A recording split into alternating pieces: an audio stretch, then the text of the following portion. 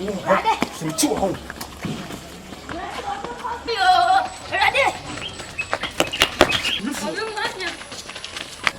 Yeah, I just so. I think.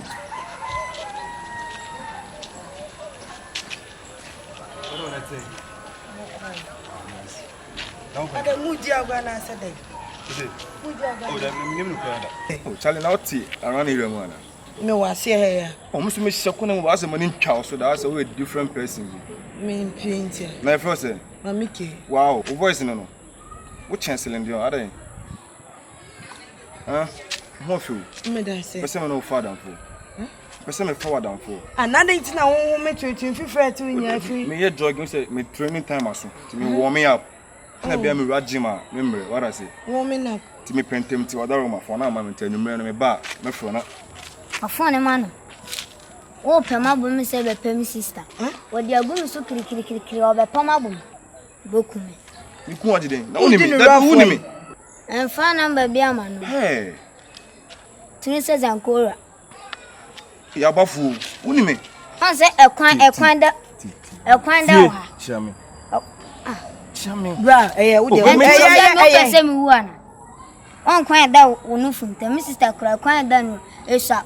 Wo de ase train fa ho. Train ja tuato. Abafu pa wo di me mate. Woni me. Wo ba bo me so e. Me be bo odi den. Then me na free.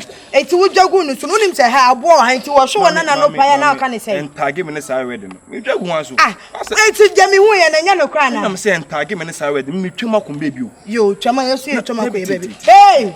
Bema. Fa ho ade. Bema mi fa. Mama, ti dem.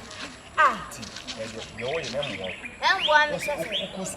O sa kwa sorry. Nto no jai. Kwa sorry. O su kwa sorry. Na entro na aka no ana so da.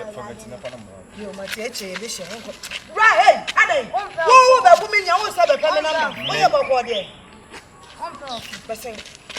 Wo be de. O ka so nko na ogbo. Obo Randy. How my ya wa me boa. E da me shi. Hello, somebody me mo. Hade ya bana tintin dia sia. What a tintin so ye download dia. Oh. Adai. Yes, am.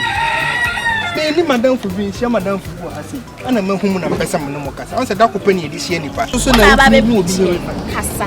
Me pa cho. So what down for now wo kwhia ne na ntikikiki na wagina ye wiye we. Ya. Onye school. Ana ka kinya de be pemme.